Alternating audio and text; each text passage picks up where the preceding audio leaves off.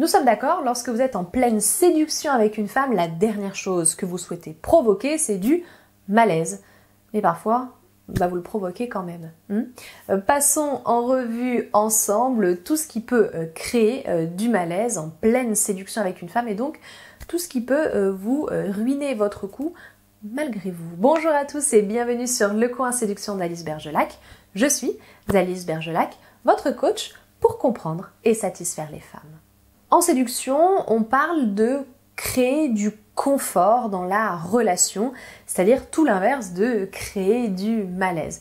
Et on en parle beaucoup pour une bonne et simple raison, c'est que c'est capital, c'est la base. S'il n'y a pas de confort qui est installé dans la relation, il n'y a rien qui viendra derrière.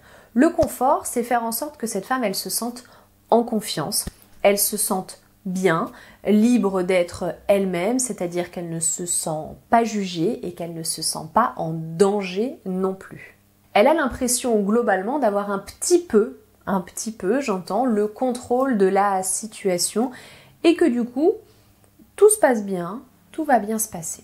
Je vous ai fait déjà une vidéo juste ici pour favoriser le confort, toutes les petites astuces pour que ça se passe bien. Si vous voulez encore approfondir, j'en parle naturellement dans la formation vidéo sur la sexualisation. Je vous laisse aller voir le détail sur formationpluriel.alicebergelac.com. Et pour ce qui est de ce qu'il faut éviter de dire ou de faire pour justement ruiner tout le confort que vous essayez d'installer, eh bien on fait l'inventaire ensemble tout de suite. Premièrement, ce qui va créer du malaise chez cette femme, c'est votre propre malaise. Tout simplement, les émotions sont contagieuses.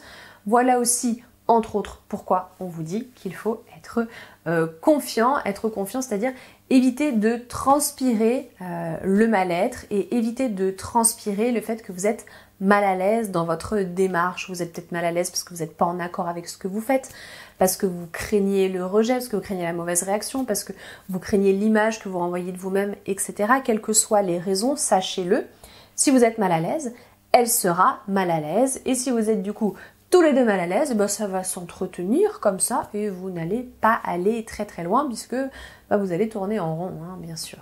Faites donc attention, vous faites peut-être partie de ces gens que certains vont qualifier de malaisants, c'est-à-dire qui mettent mal à l'aise parce qu'ils sont eux-mêmes mal à l'aise. Deuxièmement, ce qui va créer du malaise au moment de la séduction avec cette femme, ça va être les sujets que vous allez aborder et en particulier des sujets très intimes sur vous. Voilà, vous allez faire des confidences, vous allez parler de vous. Dès le début, en fait, vous tombez finalement un petit peu dans le moi-je, comme si vous étiez chez la psy et vous allez lui parler des méandres de votre esprit, vous allez, lui faire toute l'analyse psychologique de votre propre personne. Ça, c'est quelque chose qui met très mal à l'aise parce que du coup, vous la mettez, elle, dans une posture vraiment de voyeur. C'est très intrusif, elle n'a pas forcément demandé à savoir ça. Je le rappelle, le côté mystérieux est toujours à cultiver dans la phase de séduction. Là, vous êtes à l'opposé du mystère. Et à ce stade-là, ça met juste mal à l'aise. Elle ne sait pas où se placer, elle ne sait pas quoi penser, elle ne sait pas ce que vous recherchez, elle sait pas. Et ça met pas bien. Elle voit des trucs, elle entend des trucs qu'elle était ni prête à voir, ni prête à entendre, ou qu'elle avait peut-être juste pas envie de voir ou pas envie d'entendre. Attention donc, parce que je sais que parfois vous avez cette tendance, beaucoup en ligne bien sûr, mais vous avez cette tendance quand il y a un bon feeling là qui passe, et du coup, vous avez envie d'aborder assez rapidement ces sujets. Non. Troisièmement, beaucoup de femmes vont pouvoir vous le dire puisqu'elles ont vécu l'expérience. Ce qui les met très mal à l'aise, c'est le contact physique qui est prématuré, pour ne pas dire pour certaines, bien sûr, qui est totalement déplacé. Il y a une notion, il y a deux choses déjà. De toute façon, il y a la notion de on y va si on a les signaux. Donc forcément, si vous y allez dans l'espoir de provoquer derrière l'intérêt, c'est pas dans le bon ordre, d'accord? C'est-à-dire que le contact physique, il a lieu parce qu'il y a eu les signes d'intérêt avant. C'est pas le contact physique qui va déclencher le signe d'intérêt, c'est pas dans le bon sens. Et deuxième chose, c'est progressif, il y a une escalade, l'escalade kinesthésique, la fameuse. Vous êtes au courant, vous savez comment ça fonctionne si vous avez suivi la formation sur la sexualisation, bien sûr. Tout ça pour vous dire que le contact physique, il n'est pas anodin et il peut mettre grandement mal à l'aise s'il est placé au mauvais moment, de manière prématurée, ou alors qu'elle vous a clairement signifié plutôt que non, elle n'en voulait pas, elle n'était pas spécialement intéressée. Quatrièmement, dans le même registre, j'ai noté l'attitude de prédateur et le regard lubrique. Rien que ça. Alors, bien sûr, hein, je me doute bien que vous n'êtes pas tous comme ça, mais parfois vous ne vous rendez juste pas compte de ce que vous faites quand vous êtes dans l'instant, vous avez envie de faire passer une émotion, vous avez envie d'y aller, d'être sûr que ça passe, et du coup parfois vous en faites trop, et c'est certain que de regarder une femme comme un objet pour lui faire comprendre que vous la trouvez jolie, etc., ben en fait ça peut la mettre très très mal à l'aise. Là aussi j'ai de nombreux exemples d'hommes qui ont commencé par ça, leur interaction, c'est-à-dire qui ont commencé avant de parler, avant d'aller plus loin, etc. D'abord en regardant la fille de haut en bas. Un peu, je sais pas si vous avez peut-être lu ça quelque part ou pas, dites-moi, mais un peu comme pour signifier « je t'ai vu, je t'ai remarqué, maintenant je parle ». Cette entrée en matière, elle crée juste du malaise, la femme elle se sent complètement objectifiée et non, les choses se font pas dans le bon sens si vous voulez. Vous pouvez pas avoir un œil coquin, voilà, pour éviter de dire lubrique, vous ne pouvez pas avoir le regard coquin si d'autres étapes précédentes n'ont pas été validées. Cinquièmement, vous seriez peut-être tenté de jouer le macho, ou en tout cas à minima, de jouer le gars qui prône l'égalité de manière un petit peu maladroite, au point effectivement que vous passiez pour un gros misogyne. C'est effectivement dans l'air du temps, on entend beaucoup voilà, de discours qui conseillent aux hommes d'éviter de trop tomber dans la galanterie, etc. C'est pas faux, c'est pas idiot, mais effectivement si vous tombez dans l'extrême inverse, c'est-à-dire de refuser à tout prix la galanterie, au point d'être tout simplement un gros goujat, bah en fait ça va pas passer non plus. Bien sûr qu'il y a des choses sur lesquelles vous allez pouvoir négocier l'égalité pour payer l'addition, par exemple des petites choses comme ça. Maintenant, des femmes vont remarquer des petits gestes tout bêtes qui sont pas censés coûter grand chose, comme bon bah lui ouvrir la porte plutôt que de passer devant et lui laisser admirer votre postérieur, etc., etc. D'ailleurs, dans cette même catégorie, je mettrais tout ce qui consisterait à faire sentir à la femme qu'elle vous est redevable.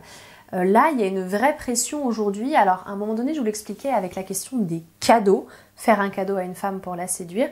C'est la même chose pour si vous l'invitez au restaurant, etc.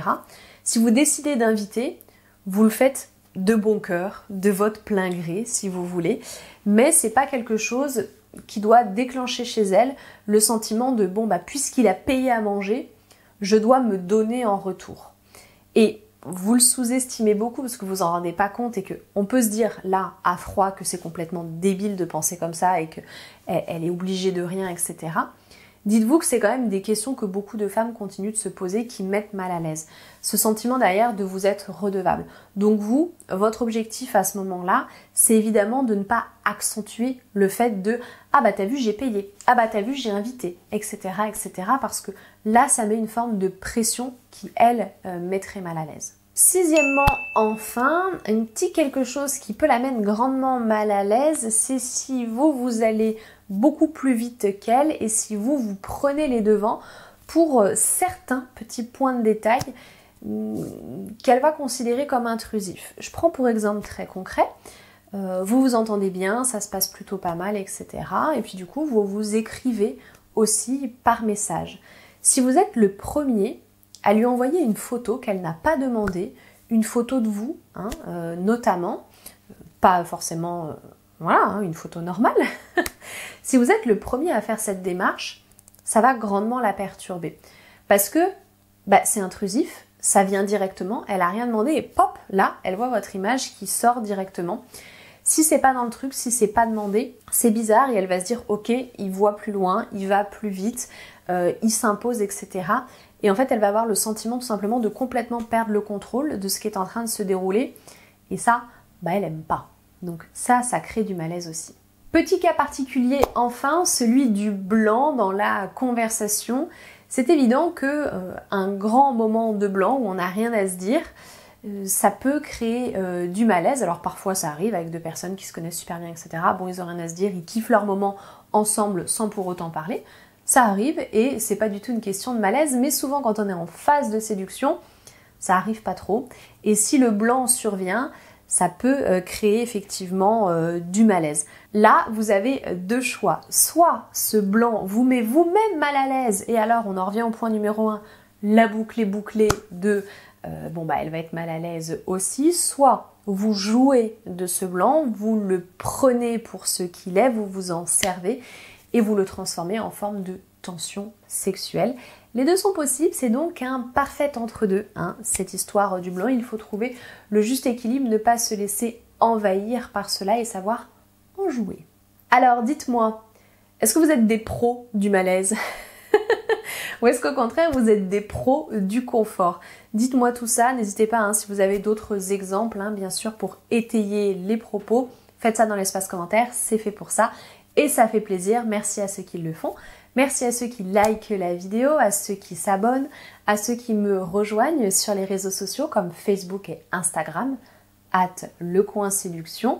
Merci à ceux qui sont encore là à ce stade de la vidéo. À vous, je vous dis à très bientôt et au plaisir.